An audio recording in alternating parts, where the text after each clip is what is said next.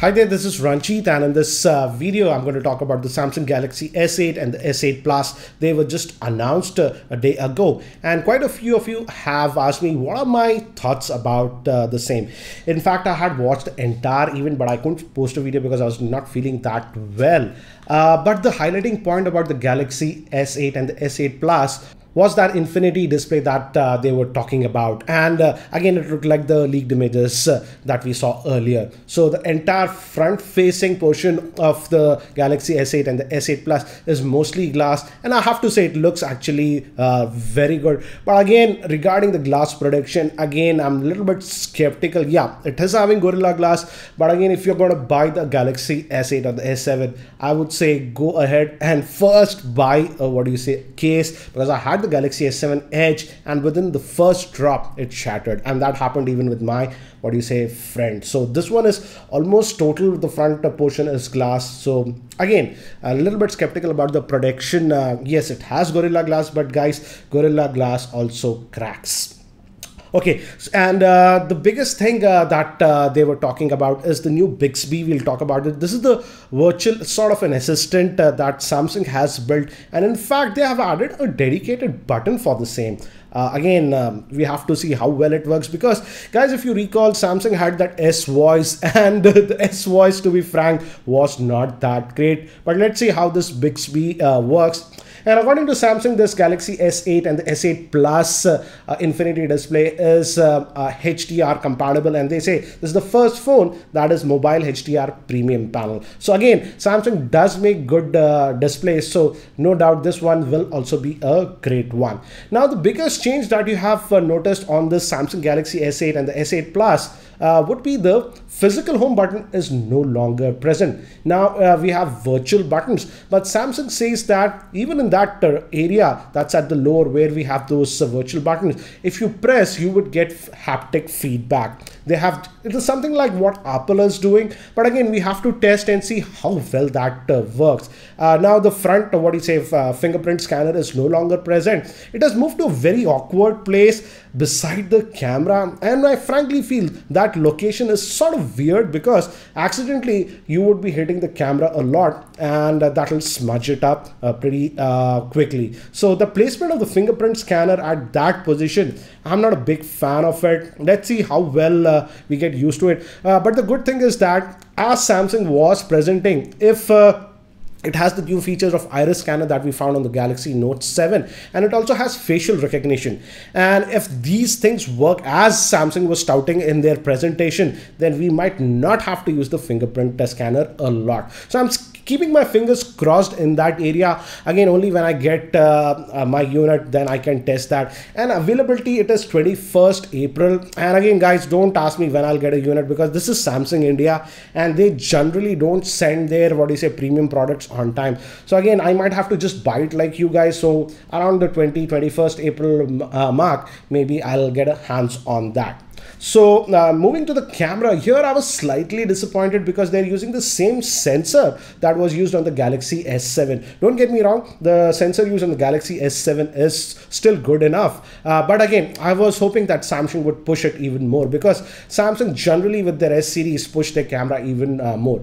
So in the rear facing camera department, the specs are the same. It's using the same sensor that's having dual pixel autofocusing that was used on the Galaxy S7. That's the same on the S8. Again, 12 megapixel. Moving to the front facing camera, this has got a bump. It is having an 8 megapixel front facing camera with smart autofocus they are saying. So for the selfie, it should be slightly better, and it is also supposed to have a wide front facing camera. So again, if you have people in the group, it should be easier to take those shots. Now moving to the processor, again, as it's a Samsung device, it comes in two variants. I think so if you are in US and Europe, you might get the Snapdragon 835 variant that's based on the 10 nanometer process. But other parts of the world, probably mostly India, will also get the Exynos, the new Exynos, that is the 8895. And one thing to note is that still we are just getting 4 gigabytes of RAM, not 6 like it was quoted earlier, and I'll get back to the reason. It's not cost cutting, But there is one big thing that Samsung did, and I think that is the reason they have opted for 4 gigabytes of RAM instead of 6 gigabytes of RAM. As you can see from this slide, the battery capacity is not that much on the regular Galaxy S8. We are having just a 3000 milliamp hour battery. On the S8 Plus, we are having a 3500 milliamp hour battery. And the regular Galaxy S8 is having a 5.8 inch screen. So I'm sort of skeptical how will be the battery life in daily usage. Will it last for a typical working day? Because even I have the regular Galaxy S7, my wife uses that, and that is also having a 3000 milliamp hour battery, but the display is a lot smaller, and at the end of the day we have to top it up. So I'm really actually curious if this Galaxy S8 with just the 3000 milliamp hour battery will last for a typical working day, because even in their entire presentation Samsung did not talk that much about the battery life, and generally these companies in their marketing or launches, they talk huge if there is any improvement, but in battery life they didn't compare it with even the older Galaxy S7. So I'm sort of skeptical regarding that. And the bigger one is having a 6.2 inch screen, and that is having just a 3500 milliamp hour battery. Yes, the processor is more efficient at 10 nanometer, but again guys, the display is one thing that consumes one of the most battery intensive resource that is there on a smartphone is the display, and these displays are big at 5.8 at 6.2. So as of now I'm skeptical about the battery life. Let's see how it lasts. We'll test it out when it comes and see. Good thing is now in terms of security, we have too many options. I would say we have that iris scanner, facial recognition, and even fingerprint scanner. So in terms of unlocking the phone, Samsung has given us a lot of options. Again, the iris scanner was there on the Galaxy Note 7. I had used the Galaxy Note 7 and it worked fine, I would say. It used to be really fast sometimes, but sometimes it used to take about 2-3 seconds. Let's see if Samsung has improved that on the Galaxy S8. And they also say that it has that facial recognition that is actually very fast. So I'm hoping that the combination of iris scanner and the facial recognition, due to that we might not need to use the fingerprint scanner a lot, because trust me, that fingerprint scanner location is at a very weird position at the back. And again, this Galaxy S8 and the S8 Plus are both IP68 certified, so they are dust and water resistant, so you don't have to worry about that. And yeah, both of them still come with 4 gigabytes of RAM, as I had mentioned. And one new thing that Samsung was talking a lot was this Bixby, their new virtual assistant. This is sort of like the Google Assistant that we have, but this is Samsung's own take on it.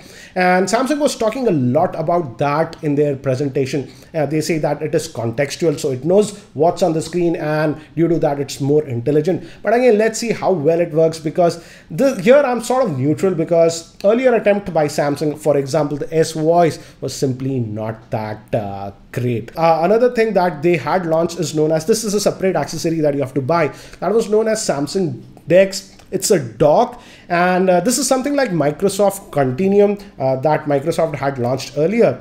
And let's say if you have a spare monitor, keyboard, and a mouse, it connects to this Samsung Dex, and you can just place your Samsung Galaxy S8 or the S8 Plus on that, and it becomes like a full-fledged computing experience. So you can use your mouse and keyboard to work on it. And they said that they are working with even Microsoft to make Microsoft Office apps compatible with it, and many of the Android apps will be compatible. But again, this is a separate accessory that you have to buy separately. And the good thing is that in India, the variant of the Galaxy S8 and the S8 Plus that we'll get will be a dual SIM hybrid one. So you can use it with 2 SIMs or 1 SIM and a micro SD card. So this was a general overview of the Galaxy S8 and the S8 Plus, but here are my thoughts, what I liked, and here are some of my worries about the Galaxy S8. First thing, as I've already mentioned, I'm sort of, as of now, call me pessimistic. I am like skeptical about the battery life in real world usage with the Galaxy S8. Let's see when I get it. I'll definitely try to test it and see if it lasts for a typical working day without topping up. Second thing is that awkward fingerprint scanner, as I mentioned on the back, is at a very awkward place. And let's see if the iris scan and the facial recognition combo works. Hopefully, I'm just hoping that we don't have to use that fingerprint scanner. So again, that is one thing that we have to test. And also, again, regarding the camera performance, if you're expecting huge leaps, if you already have the Galaxy S7 or the S7 Edge, that's not going to happen with the rear-facing camera because it's having the same sensor. Samsung said that they have improved some software algorithms with that. But again, in terms of hardware, it's sort of very similar to the Galaxy S7. So the rear-facing camera, you won't find a huge improvement. And again, regarding the 4 gigabytes of RAM, both of these actually have 4 gigabytes of RAM, and I don't think so it's a cost-cutting measure. Samsung could have easily put 6 gigabytes of RAM, considering that it's a flagship.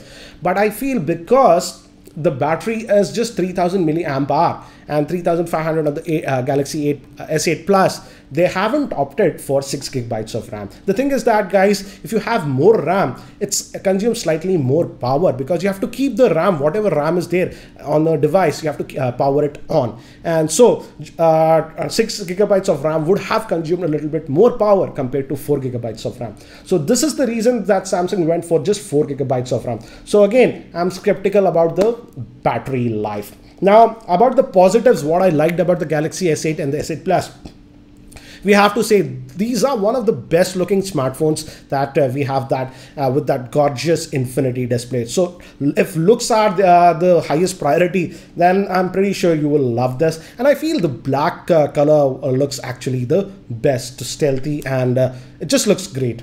And I'm also going to be neutral as of now about the Bixby because Samsung was talking a lot about that. Let's see how well that works. So again, and in India, we are going to get the dual SIM variant. So these were my quick thoughts about the Galaxy S8 and the S8 Plus. Do let me know what do you feel about it. And regarding the pricing, yeah, in India, as of now, Samsung India hasn't mentioned anything about the pricing or even the release date. We know that the global release date is 21st April, but regarding the pricing, if we compare it to the US pricing, I don't think so these devices will be very aggressively priced here in India. Because generally, guys, whatever price we generally see in India, in US, the price in India is slightly higher. So if Samsung is sort of very aggressive, the regular Galaxy S8, we can have it for about 55,000. But again, if they are not aggressive, like they are generally are not aggressive, then the pricing can creep up close to about 60,000. They won't make it 60, they might make it 59,900 or something like that. And the bigger end variant can cost almost about 8 to 10,000 more. So regarding the official Indian pricing, as of now, I don't have any info from Samsung India. Once I get that, I'll add that info in the YouTube show note. So these were my quick thoughts about the Samsung Galaxy S8 and the S8 Plus. Do let me know what do you feel about this Galaxy S8 and the S8 Plus. And if you already have a Galaxy S7 or a S7 Edge, will you be upgrading to the Galaxy S8 or the S8 Plus? So guys, that's it for now for this video. And if you're not subscribed to my YouTube channel, hit that subscribe button. Thanks for watching. This is Ranjit, and I hope to see you in my next video.